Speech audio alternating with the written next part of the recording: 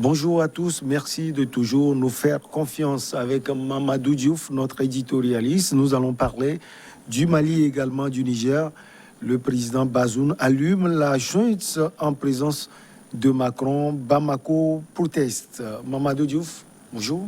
Bonjour Michel. Bamako a vivement protesté samedi contre les propos critiques envers les militaires maliens possistes du président nigérien Mohamed Bazoum, jugeant qu'ils allaient à l'encontre des relations d'amitié et de fraternité entre deux pays. Mamadou, concrètement, qu'est-ce qu'il a dit le président nigérien Bazoum? Il a dit quelque chose qui, il faut le reconnaître, même si c'est la vérité, parce que ce qu'il a dit est exact, il n'y a rien de faux dedans, mais de la part d'un président de la République, s'adressant à un autre président de la République, fût-il un président de la République autoproclamé par coup d'État, c'est quand même pas ça l'usage de façon générale entre deux pays.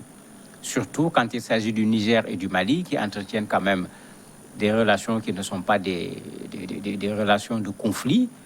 En plus, ces deux pays se retrouvent au niveau du G5 Sahel dans la lutte contre le terrorisme de façon générale.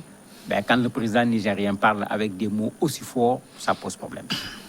Il a dit clairement, et n'oublions pas qu'il le dit en France, parce que ça, le lieu dans lequel il le dit également est important, il ne faut pas permettre que les militaires prennent le pouvoir parce qu'ils ont des déboires au niveau du front. Et il a raison, maman. J'insiste sur déboires au niveau du front, parce qu'effectivement, là où on attendait les militaires maliens, c'est qu'ils aillent régler le problème de la sécurité.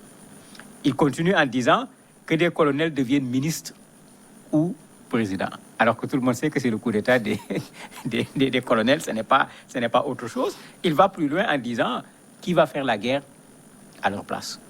Et qui va faire la guerre à leur place, certainement, ça va faire plaisir à la France, qui a clairement dit que ce n'est pas à eux de faire la guerre à la place des Maliens. Et il continue en disant ce serait facile si à chaque fois qu'une armée est en échec sur le terrain, qu'elle trouve la solution autre en allant tout simplement prendre le pouvoir. Ces choses ne sont pas acceptables. Quand vous regardez tout ça, on a l'impression que c'est un opposant qui parle, puisque d'habitude c'est le langage d'un opposant, c'est le langage des manifestants, etc. Ce n'est pas le langage d'un président de la République. D'autant plus qu'il le dit devant le président Macron, et tout le monde sait que Macron est en conflit avec le président malien. C'est-à-dire que c'est carrément un président nigérien qui vient se mettre du côté du président Macron contre le président malien.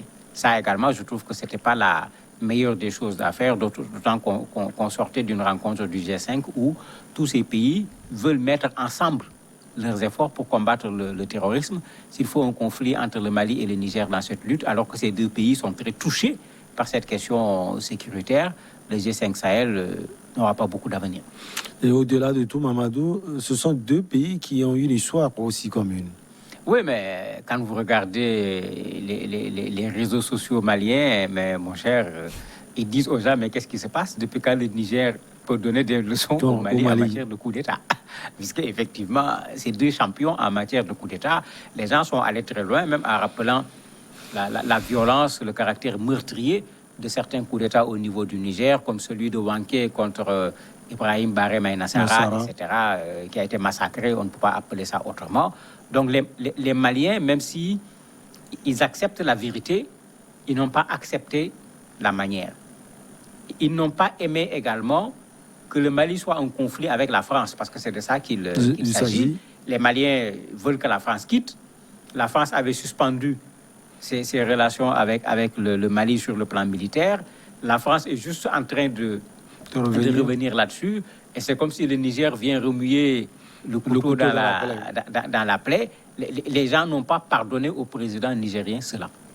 Parce que c'est comme un parti pris. Quand vous lisez la presse, vous avez même des gens qui ne sont pas journalistes qui ont écrit des contributions où ils s'en ont pris au président sans réserve, en faisant comme lui, pour répondre à ce qu'ils considèrent comme un affront par rapport au Mali. Mais bon, pour le moment, les autorités maliennes ont fait plus preuve de diplomatie. On ne les a pas vus répondre à la hauteur de l'offense. Ils ont préféré faire balle à terre et je me dis que ça permettra à cette affaire de s'éteindre très rapidement. Au-delà de tout, il faut dire que le président Bazoum affiche aussi sa proximité à la France. Ah, mais Bazoum est en train de jouer l'intérêt du Niger. Vous avez 3 bases militaires françaises au nord du Mali qui permettent à l'armée malienne de profiter d'un soutien aérien et d'un soutien en renseignement extraordinaire. Mais le Niger en a besoin. C'est aussi simple que ça. Le Niger en a besoin. Parce que dans le même discours, il a été très clair quand il dit que ce n'est pas aux Français de venir faire le travail à la place des soldats africains. Il dit, s'il faut aller chercher quelque chose en France, c'est ce que nous n'avons pas. C'est cette question technique en matière de renseignement. C'est cette force aérienne dont nous ne disposons pas de façon suffisante, etc. Et vous avez vu, le quartier général de la force multinationale va aller où? Au Niger. Donc, Bazoum a joué la carte pour son propre pays, un peu pour dire aux Maliens, il a dit peut-être aux Français, je ne sais pas, si les Maliens ne veulent pas, nous voulons, venez chez nous, on va vous accueillir à bras ouverts.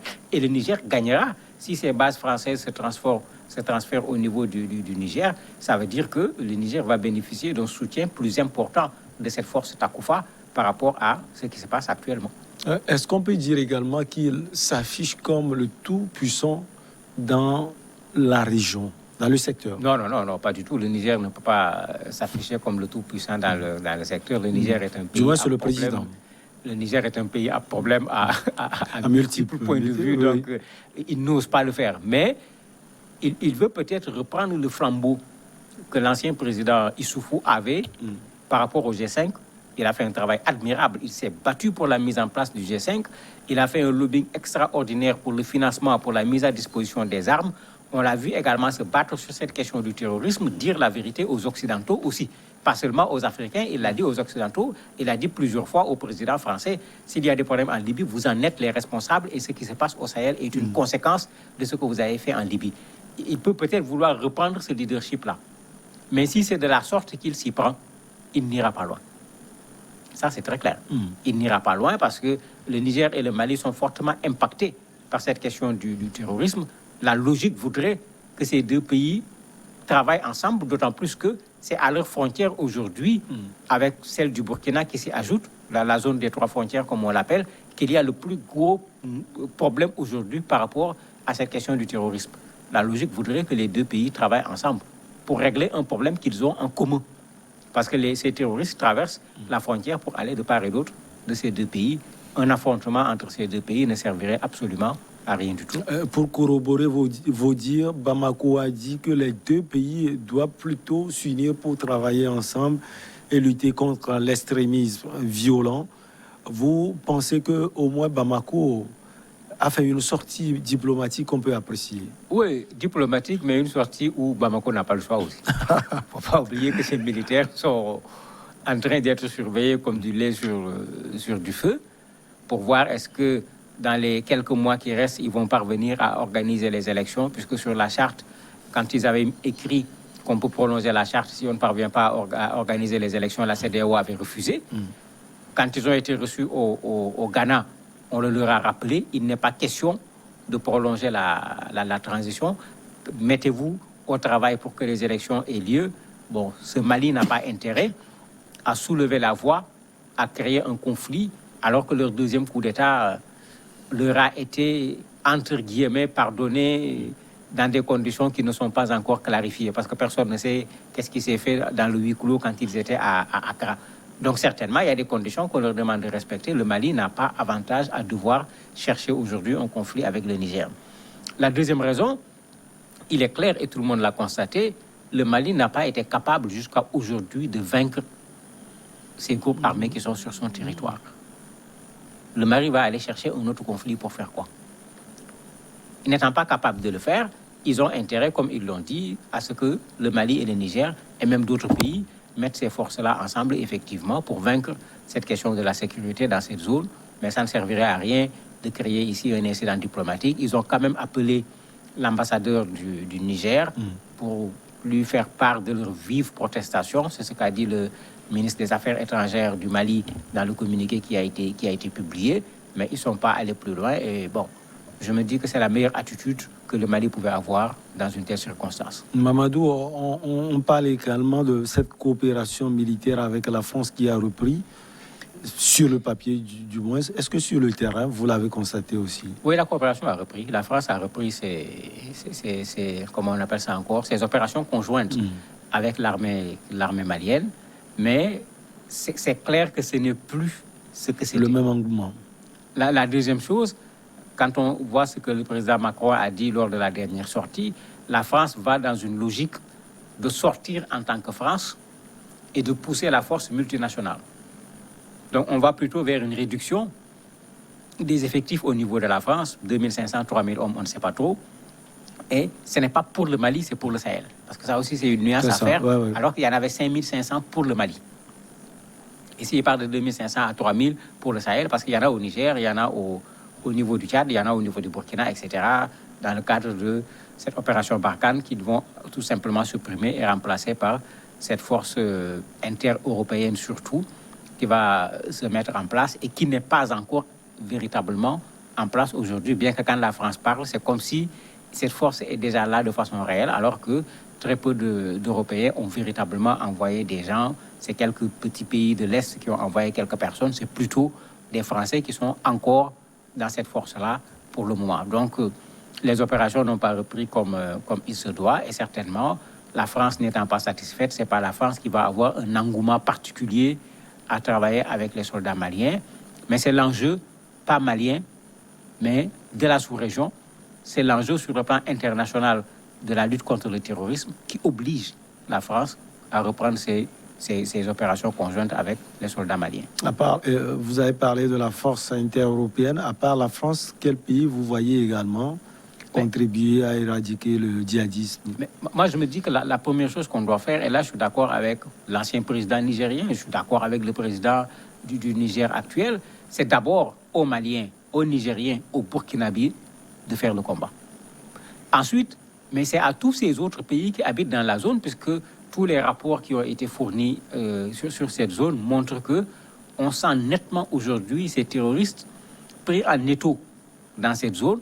Ils ne parviennent plus à se développer. C'est vrai qu'ils posent des actes condamnables et font des massacres, mais ils ne parviennent plus à se déployer comme ils le veulent, ce qui les amène aujourd'hui à vouloir se déployer au niveau du golfe de Guinée. Tout le monde voit ce qui se passe au niveau de la Côte d'Ivoire, par exemple. Ils sont en train de vouloir sortir de cet étau pour trouver ailleurs un espace qui va leur permettre de pouvoir mieux mener leurs actions condamnables. Mais en ce moment, la Côte d'Ivoire, qui n'est pas aujourd'hui dans le G5 Sahel, doit pouvoir participer à cette lutte. D'autres pays comme le Togo, le Sénégal, le Bénin, qui ne sont pas encore concernés également, doivent pouvoir y participer, d'autant que ces pays ont déjà envoyé des soldats au Mali pour participer à ce combat.